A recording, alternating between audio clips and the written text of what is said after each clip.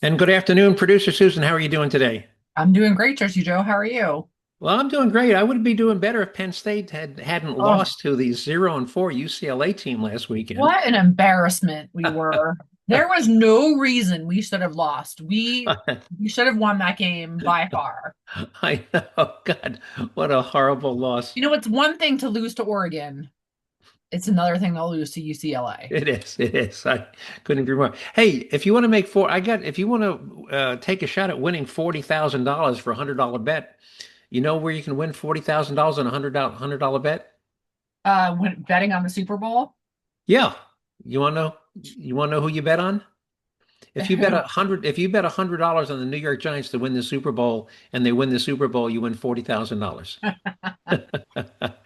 Hey, just go to any sports book in Pennsylvania and they'll I, do I that. think that speaking of, I think that Saquon Barkley movie comes out this week. Really? Okay. He made a documentary. I think it comes out October 9th, which is what, Thursday. Yeah, and he was a Giant up until last year, so okay. Yeah. Well, and Great. prior to that, he was a Penn Stater. Penn State and then a New York Giant. Yeah. $40,000 on a $100 bet. So anybody wants to take a long shot, bet on the Giants to win the Super Bowl. All right. You want to hear what we're going to talk about today? Yeah, what's on the agenda? Well, today is October the 7th, the second anniversary of the Hamas attack on Israel. And hopefully there wasn't a recurrence of that. And maybe we're looking at peace.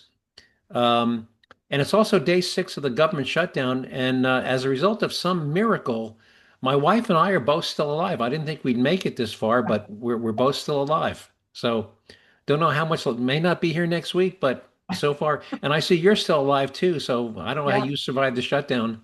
So. Although one of my dear friends, she does work for the Social Security Administration and she's not getting paid, but she is required to still go to work And she'll get paid retroactively. So, retroactively. But again, and I think we talked about this last week, TSA are the other people that fall into that category of, yeah, they don't make minimum wage necessarily, but they're middle class working Americans yeah. who, for the most part, live paycheck to paycheck. And frankly, But she can't really afford to go without a paycheck. most of them haven't even missed a paycheck yet. They all got their last paycheck. Yeah. So most of them haven't missed a paycheck yet. So Yeah. it's not as dire as a lot of people make it out to be. All Yeah. right. Hey, you want to hear what we're going to try to squeeze in this week? And I doubt we're going to get it all in. Yeah. What's on the agenda? Well, our quote of the week is a great quote from a guy who wrote an editorial for the Foundation of Economic Education about what the world would look like without billionaires. Was of course Zohran Mandami, the New York mayoral candidate, has said in the press in a interview that he'd like to see a world without billionaires. And this guy wrote a great op-ed piece on why we need billionaires.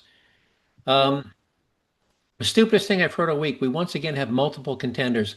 The first is a new law enacted in the UK limiting your ability to get a free real kit, a free real refill on certain types of soft drinks. You know, when you go to McDonald's, they give you a drink cup and you fill it up with whatever Yeah. you want. Well, the UK has just passed a law banning that. The Apparently, second, it's not a popular thing over there to begin with, like it is in America. the second is the mayor of Seattle explaining why career criminals in his city shouldn't be in jail. By the way, it also applies to restaurants. If you're sitting at a table and then the waitress comes by with a pitcher, can I refill your drink? It applies to that too, by the Mm. way. The second is the mayor of Seattle explaining why he doesn't think career criminals in his city should be in jail. And I'll tell you how stupid his logic is. We'll play a clip of our favorite senator, John Kennedy from Louisiana, telling us some of the spending cuts that the Democrats want added back before they will allow a vote on the continuing resolution that would end the government shutdown. And for those who are not familiar, the House of Representatives passed a continuing resolution that would continue to fund the government at the exact same levels that it was being funded under the Biden budget. No changes, no ads, no deductions. It say, hey, whatever Biden was spending, we'll keep spending. No, it won't cut any programs, won't do anything. We'll just keep spending it. The Democrats are saying, well, but we want to put back some things that are scheduled to expire in January of next year, and we won't let you vote on that bill unless you agree to put some of this stuff back in. And Senator Kennedy runs down some of the stuff that they're demanding be put back in before they will allow any vote on the bill to simply continue to fund the government. Um, Last week, we told you about a mass shooting that took place in Eagle Pass, Texas, at a casino that got no national news coverage. Remember that? Yes, yes. Well, we had another one this weekend, another mass shooting over the weekend that also didn't get any mass. Yeah. It took place in Montgomery, also didn't get any press coverage, and we'll talk about why and what the two have in common. We'll tell you about an oil refinery fire that happened this past weekend and how it will likely impact the price of gas for the residents of the state where that fire took place. Uh, for those who continue to insist that Charlie Kirk was a bigot who hated homosexual and transgender people, we'll play a clip of Charlie Kirk providing some compassionate counseling to a young transgender woman. I've had this on my um agenda here for several weeks and we've never been able to get to it, so I want to get to it today. Um, do you know what a Buc-ee's is? You ever been to a Buc-ee's? Yes, I was to Bucky's in Florence, South Carolina a few Well, months we're ago. gonna well, we're gonna play a humorous clip of a little TikTok video of a guy, of a vegetarian who went into a Buc-ee's for the very first Buc-ee's truck stop for the very first time. It's a little bit of humor. I Um, have to say I was very overwhelmed by Bucky's when I went. right. We also have a clip of Bill Maher telling Democrats what they are doing wrong and what they will have to change if they ever hope to regain a majority in either House of Congress or the White House. And time permitting, we'll tell you about a neat new device that might save you some money on your homeowner's insurance. And finally, our taxpayer relief shot comes to us from Decatur, Alabama, where again a single woman shoots and kills an intruder who, surprise, was a career criminal. All right. Um, how much you want to bet I don't get all of this in? You sometimes surprise me. All right. Well, here's our quote of the week from a guy named Mani Bashazaran, who wrote an editorial piece for the Foundation for Economic Freedom in response to a claim made by New York City mayoral candidate Zohran Mandami, who declared in an interview, "I don't think we should have billionaires." That's what Mandami said. So here's his response. He said, "A world without billionaires is not a world without poverty. It is a world without Google, Microsoft, the iPhone, and many of the conveniences that define modern life. The experiments billionaires fund, their risky bets on new technologies, paved the way for millions to enjoy what were once luxuries. Let's be clear," he said, "the real enemy is not extreme wealth, it is persistent poverty, and you don't fight poverty by punishing wealth, but by creating more of it." How's that for a smack in your face logic? Yeah. We talk about all the time about, capitalism versus the socialist Yeah. countries and the differences. Yeah. And wealth is not a fixed pie. Just because somebody else gets richer doesn't mean anybody else has to get poorer. If a farmer discovers oil on it, somebody discovers oil on a farmer's property, guy's got a 500-acre farm and they discover oil, he'll become a millionaire overnight and nobody else got poorer because he became a Yeah. millionaire. So the billionaires are not your enemy. And again, and think about this, a world without billionaires is not a world without poverty. Again, you've got places like Somalia, North Korea, Venezuela, Cuba, where you don't have any billionaires other than the ruling elite, and poverty is rampant. So getting rid of billionaires does not get rid of poverty. And the way to get rid of poverty uh, is you don't punish wealth, you create more wealth. Anyway, but I just thought that was a brilliant quote. All right, stupidest thing I've heard all week. Two contenders, you get to pick. The first is a new law just enacted in the United Kingdom that if you order a regular non-diet soda, like a regular Coke or a Mountain Dew at a fast food restaurant, you can no longer help yourself to a free refill the same way you can if you order diet soda. In other words, they're going to take the soda fountains and they're going to still have all the Diet Cokes and the Diet Pepsi, whatever, are all going to be there. But if you order a regular Coke, they're going to give it to you from behind the counter and you can't get a refill. So my question, is it really the job of government to try and regulate how much regular soda you drink? Is that a job of government? No, and there's so many studies about the chemicals in diet soft drinks versus just eating the pure sugar. Right. I mean, they have their own health concerns. Yeah. I think that's pretty stupid. But here's the second one. Here's what the mayor of Seattle said. He was interviewed about, career criminals being, turned back out on the street. And here's what the mayor said. When a man does 6 or 7 crimes, we do not know his life story. Maybe he was just hungry. Therefore, I have zero desire to jail him.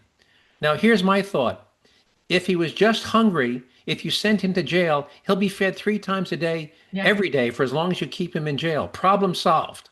Yeah. So which is more stupid? The mayor who doesn't want to put career criminals in jail because he thinks they might be hungry, or the United Kingdom that won't let you refill your regular soda at the fountain? Man, that's a tough one. Well, I listeners, if do you know it's not common practice in the United Kingdom. They like the free refills that we get in America, that's not they don't view it the same way in the United Kingdom. Mhm. So, you know, but the But fact that they want to regulate the regular ones from the diet ones, that's stupid. yeah, you can get free refills of the diet, but you can't get a free Yeah. refill of the regular Coke. All right. And the mayor, well, maybe he was hungry, but what if he wasn't hungry, Yeah. moron? And again, if you think he's hungry, then the best place to send him is jail. He'll get fed 3 times a day, every day. Yeah. Anyway, listeners, you pick. Was it the United Kingdom or the mayor of Seattle who doesn't think career criminals should be sent to jail? All right. So here we talked about the continuing resolution. Here's our favorite senator giving a brief rundown of all the things the Democrats are saying. We want to put in the continuing resolution, uh, which are going to disappear in January. We won't let you vote on the continuing resolution unless you put all these things back in. So here we go. What they want us to put back in. We found that under President Biden, they were spending $3 million for circumcisions and vasectomies in Zambia. Circumcisions and what was it? And Vasectomy. vasectomies in Zambia. Okay, that's one. Why? Oh, okay. Why? Took that out. The Congresswoman says, we're going to shut down government till you put that back in. We found $500,000 of American taxpayer money for electric buses in Rwanda. Why? We found Rwanda, is that a city Why? in Pennsylvania? No, it's not even a city. That's a country. That's in South Africa A country in South Africa. Here we or go. in Southern Africa. $3.6 Yeah, million why? for Why? patient. Yeah, yeah. Oh, it gets better. $500,000 of American taxpayer money for electric buses in Rwanda. We found $3.6 million for pastry cooking classes and dance focus groups for male prostitutes in Haiti. In Why? Haiti. Why? That would be stupid even if they were male prostitutes in this country. Can you not? I'm making this up. It was in the budget under President Biden. We took it out. Congresswoman Ocasio-Cortez in the socialist wing, the loon wing of the Democratic Party, says we're going to shut down government until you put it back in. I'll just read you a few more that we took out. They are demanding we put back in. $6 million for media organizations for the Palestinians. $833,000 for transgender people in Nepal. $300,000 for a pride parade in Lesotho. $882,000 for social media mentorship in Serbia. $4.2 million. We took it out. The Congresswoman and the socialist wing of their party says we got to put that back in for the open government. $4.2 million for lesbian, gay, bisexual, transgender, queer, and intersex people in the Western Balkans and Uganda. Western Balkans and Why? Uganda. Why? Oh, because they're nuts. They're insane. And Why that's are what we why are we putting millions of dollars into all of these programs in other countries that have nothing to do with America? well, that's Senator Kenny's point.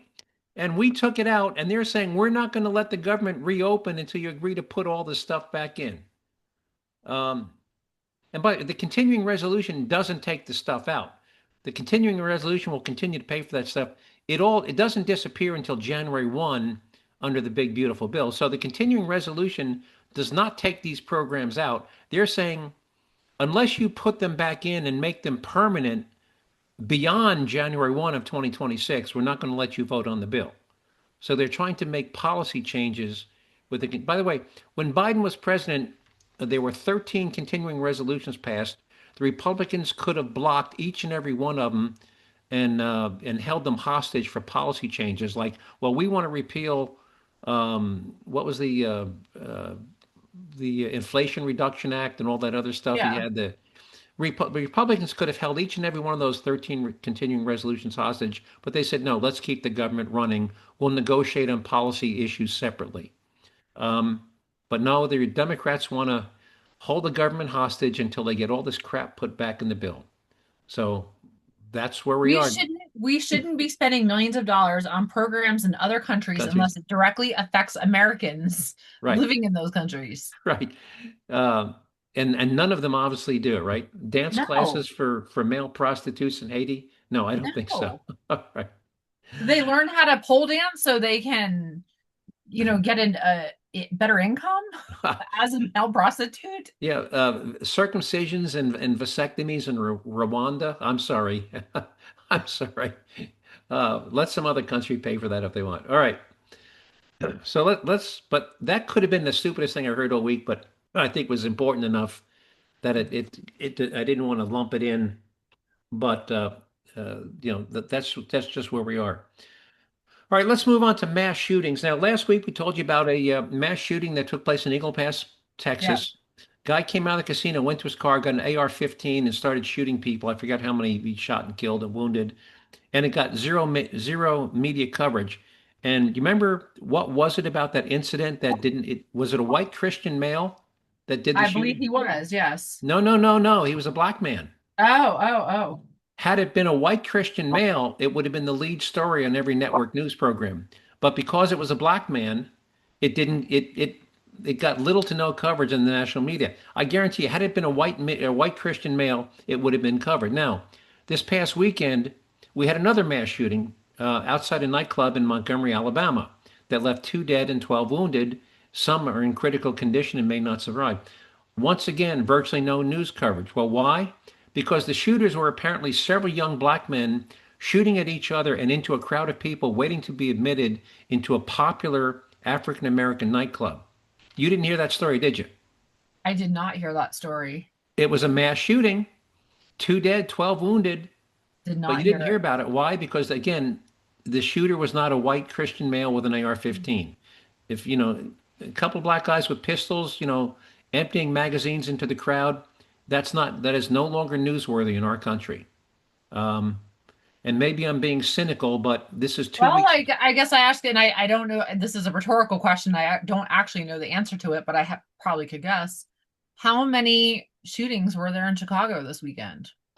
I haven't checked, but it's always in the teens. Always in the teens. None of those made the news. None of those made the news. They never did. Wait, I bet you're right. I bet you probably it was more than 5, unfortunately. More than 5. It's always double digits. Always double digits. All right, I want to get to this clip about Charlie Kirk. And again, it's been almost a month since he was assassinated. And people keep saying he was a bigot. He was, homophobic, blah, blah. He was a racist. Well, here he is having an exchange on one of his campus things with a young transgender woman. I think she's a woman, maybe wants to be a man. I'm not really sure. But it's one of the most touching, compassionate exchanges that I've ever heard. So here's Charlie Kirk. And by the way, and this is annotated. And so there's actually a commentator commentating on what Charlie Kirk is saying and doing. So here we go. So you're going to hear a voice that's not Charlie Kirk's making comments. I'm a transgender male. What age should kids be able to get things like hormone therapy? Because I don't know what's true, what's not. Tell me, are you comfortable telling me your story? Pause. What he just did right there is like Jedi pastoral move. Somebody's asking you a question, and his first thing is essentially, tell me your story. Let me figure out why this is important to you. So he's discerning what's in this person's heart. Are they coming to me for help, or are they coming for an argument? Like, that's brilliant. It's compassionate. All right, let's keep going. Since like 3rd grade, and I'm currently 19, almost 20. I've known basically since then. I didn't start going by like a different name until 7th and 8th grade. I just don't know, like with the whole medical stuff, like what's true, what's not, what's helpful, because I've heard so many different opinions. First of all, thank you so much for that. Yeah, and so I'm going to have an opinion that very few people will ever tell you, which is I want you to be very cautious putting drugs into your system in the pursuit of changing your body. I instead encourage you to work on what's going on in your brain first. Pause, I think pause. what you Here's what I love. Dude, he's doing theology here. Romans 12. Be transformed by the renewing of your mind. This is brilliant. He's a Christian man applying his theology to this person and this issue. Because the transgenderism issue is, hey man, there feels like there's discontinuity between my mind and my body. Mhm. And what the transgender movement says is, oh, change your body to come in alignment with your mind. The Bible says, no. Let's renew our mind to come in alignment with the truth. I just want to point that out. Let's keep going. I think what you need first and foremost is just a diagnosis. Mhm. Just someone that is going to listen to what you've gone through, listen to what else is going on. My prayer for you, and again, very few will say this, I actually want to see you be comfortable in how you were born. Yeah. I know that you might not feel that way, but I think that is something that you can achieve. I think that with the right team and the right people, you don't have to wage war on your body. You can learn to love your body. Dude, Does that sound like a bigot to you? No. Does it sound like No. somebody who's homophobic? No, and I think, one of the things, and I think a lot of medical professionals will say this too, is we don't know that we have not been doing this hormone replacement. It's not hormone replacement therapy, but this taking of the drugs, the hormones to change your gender from a hormonal sense. We haven't been doing it long enough to know what the long-term effects are. Well, we do know in the short term that the people who undergo surgical and/or hormone therapy have a sky-high suicide rate. We do know that for a fact. There's been enough studies done there. But from a strictly medical perspective, we don't know those long-term effects Right. on what that does to the bodies, especially when you're doing it to children who are not yet fully developed, Right. who have not gone through puberty yet or in the process of going through puberty, because you're stopping a natural process. We don't know. Medical doctors will say we don't have the data to know what these long-term effects are. And think about the logic. Once you start making changes to the body, either hormonal or surgically, there's no going back. Those are irreversible. Mhm. But everybody wants to start with the body. Charlie's saying, hey, start with your mind. And if it doesn't work, you always have the option of going back and changing your body. But if you start with the body and then you figure out later on that that wasn't the answer, it's too late. But if you start with the mind, and after starting with the mind, and okay, I've thought, I've spent a year or so thinking through this. I've talked to therapists.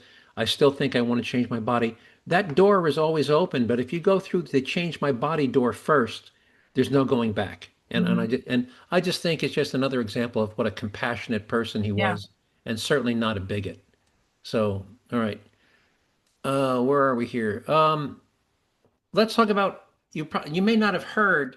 No, in California this past weekend, the second largest refinery in California by Chevron down in El Segundo by Los caught fire and has been I did see that.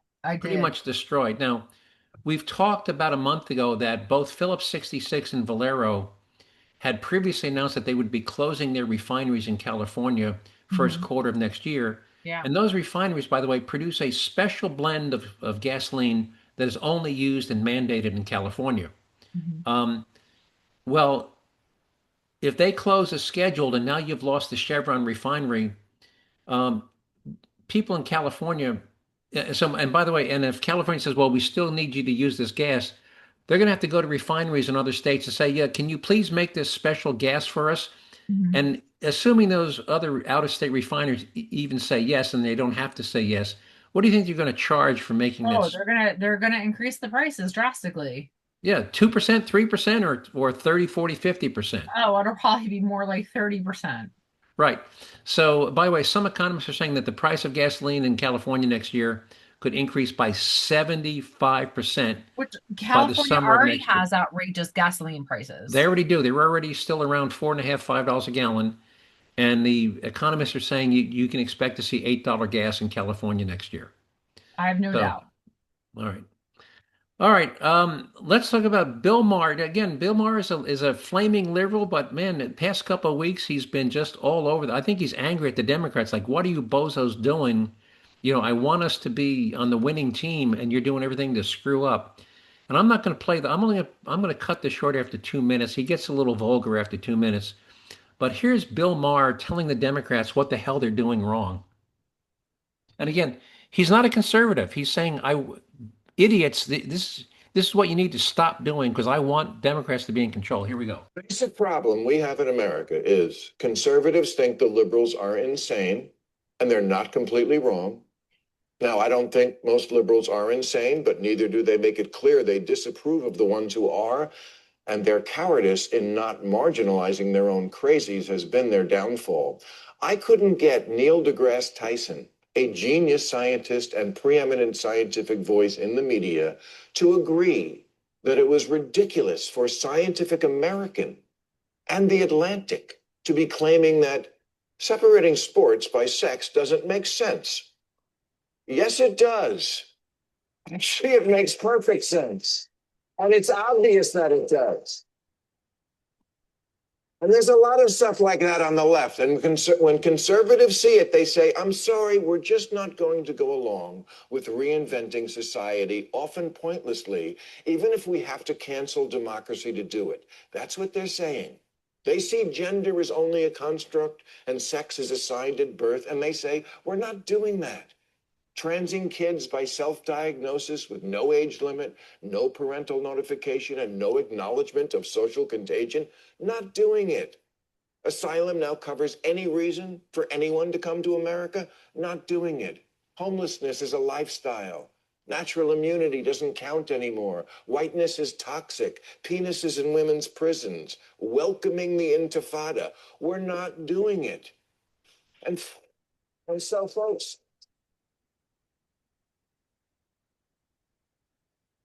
if we are ever going to get back to the old America, that's got to be the Democrats' part of the bargain. Stop coming up with radically new and often terrible ideas, and then in the next breath, insist there be no debate about any of it. That if you don't see it right away and go along, you're bad, stupid, and deplorable. As if you were saying, duh, 2 + 2 = 5. Isn't that obvious? Yeah, it's obvious you can't add. All right.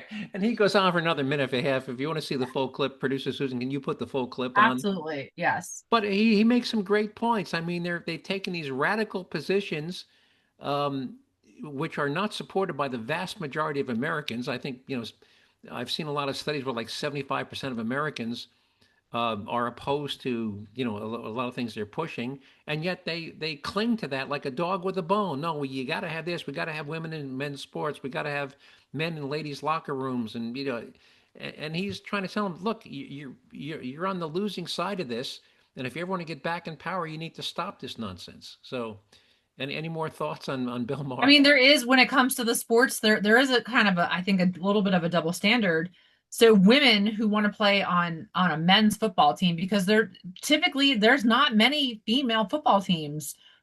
They Right. it's okay to allow the female to play on the man's football team, but it is not okay for a man to be on the women's swim team or a man to be on the women's track team, because however you identify, when it comes down to it, you are still a man biologically, and you are bigger and stronger and faster. Yep. And that is an unfair advantage. And by the way, your hormones that help shape your body from ages birth through 18, you can't undo that. I mean, And it's not birth. It happens at the in the cellular womb. level. It is XX chromosome or an XY chromosome. Right. And for children who are born with both sex organs, they do the blood test to determine what Right. that child is. Right. And it comes down to the hormones in those bodies, because male hormones will make you'll have bigger, but you'll be taller, more muscle, bigger bones. If you want to identify as the opposite sex from what you were assigned at birth or assigned chromosomally, more power to you. If that's what makes you happy, be happy. Yep, be happy. But you cannot participate.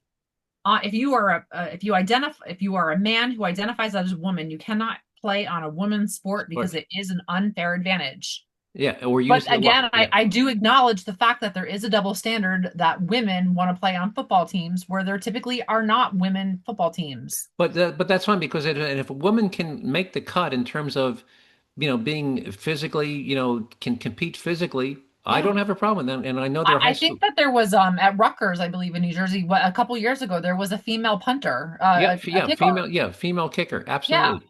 And hey, if you can make the cut and compete with the boys, well, more power to you. I have no Yeah, problem I with do that. admit there is a little bit of a double standard there, but yeah. But okay, but based in physiology. All right. Yeah. All right. Oh, Bucky's truck stop. So you've been Yeah. to a Bucky's, and for those not familiar, Bucky's was primarily kind of a southern Texas thing. Um, it's like it's a truck stop, but it's a famous truck stop. It's a truck stop on steroids. And here's a guy who claims to be vegetarian recounting his first visit to a Bucky's. Here we go. Guys, I just have to tell you about this huge mistake I made. I walked into a Bucky's the other day. I don't know what I was thinking. I don't. I thought it was just like a gas station with snacks, but no, no. Bucky's is not a store. It's a meat cathedral. Everywhere you look, there's meat. You walk in, and it just hits you like smoke from the altar of brisket. A meat cathedral. There's not one vegan option, not one. I swear, it's like they barbecued everything on Noah's Ark. Everywhere I've turned, it was smoked meat, barbecued meat, beef jerky, brisket sandwiches, chicken sandwiches. It was like meat stacked on top of meat. It's like they were building a pyramid to cholesterol. So I got brave and I asked the cashier, I said, "Do you have anything vegan?" And without even missing a beat, you know what this girl does? She just pushes a bag of ice toward me and goes, She pushes a bag of ice. He asks for something vegan, and she gives him a bag of ice. "Chew on this, sweetheart." That's not even the scariest part. Want to know the scariest part? Okay, here it is. The people. It's the people. Bucky's is like Comic-Con for carnivores. I was surrounded by thousands of folks in like cargo shorts and camo Crocs, just double fisting beef jerky everywhere. They were doing it like trail mix. I left shaking. I'm telling you, it's not a road trip stop. No, it is a horror movie. It's like the Texas Barbecue Massacre. I'm still shaking.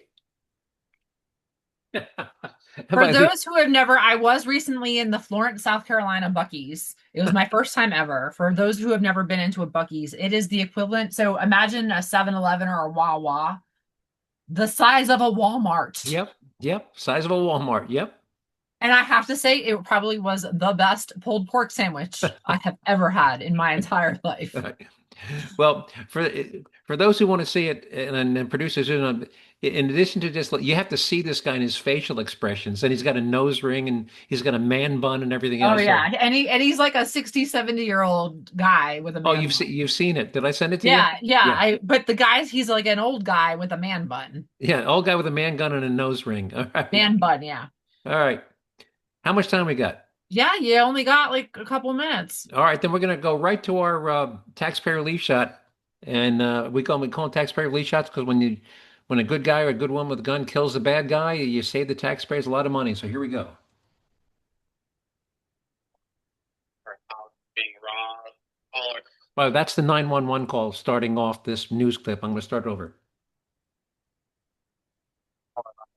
her house being raw. Caller now advised that she has shot that male and he is currently laying on the ground. What you just heard there was scanner traffic audio from a home burglary turned deadly in Decatur Sunday night. Now the man who has been shot and killed is now identified, and Fox 54 has learned he has a previous criminal record. Bergen County Coroner Jeff Chun identified the man as 46-year-old Narado Brinkley. Police found Brinkley dead at the scene when they were called on the 1200 block of 22nd Avenue around 7 Sunday night. Brinkley died at the scene. State records show Brinkley had served time for several different offenses, including burglary and robbery, among other charges. The alleged shooter cooperated with investigators and was released with no charges at this time. All right, so the career criminal wound up DRT, dead right there. All right. Where was that? Where did that happen? That was Decatur, Alabama, Okay. near Huntsville. All right.